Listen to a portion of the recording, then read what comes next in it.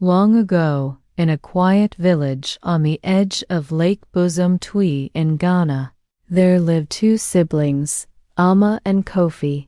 Every evening, the village gathered around the fire to hear Grandma Efua's tales, especially the one about Ya Asase, the wicked witch, who once turned an entire village into shadows. She feeds on laughter, Grandma Efua would whisper. She bottles it up and hides it in the forest so no one can be happy.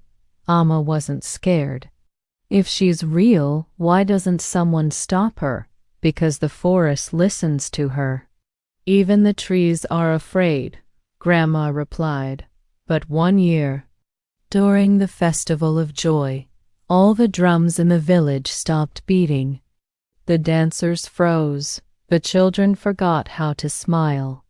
Even Kofi, the most playful child in the village, sat quietly with dull eyes.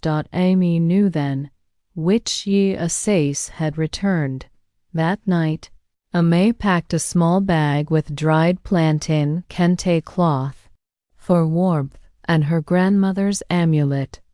"I'm going to find the witch and get our joy back," she whispered. Kofi snuck along, hiding in her bag until they were deep in the forest. In the darkness, they were guided by a glowing bird, Abina, the guardian of lost joy. "She keeps the laughter in jars made of obsidian," Abina chirped. "You'll find them in her hut past the whispering trees." As they reached the hut, the wind began to howl with voices. Turn back. Turn back. But Amma held Kofi's hand and stepped forward. Inside the hut, witch Ya Asase stood tall and terrifying, her eyes glowing green, her hair like black smoke. She reached for Amma, hissing, "You dare enter my domain?" "I came for our joy," Amma said firmly. "It doesn't belong to you." The witch laughed, a sound that cracked the air. "And what will you trade, child?" Amma pulled out Grandma Efua's amulet, a promise.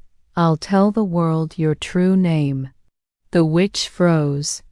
Her power came from fear and mystery.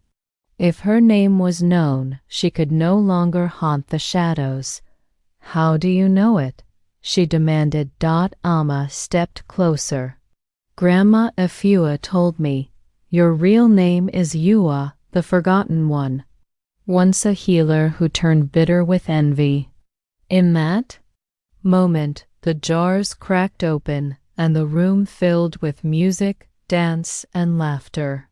Light burst from the cracks in the walls. Witch Ya Asase shrieked and vanished into dust. Amma and Kofi returned to their village, where joy bloomed like never before.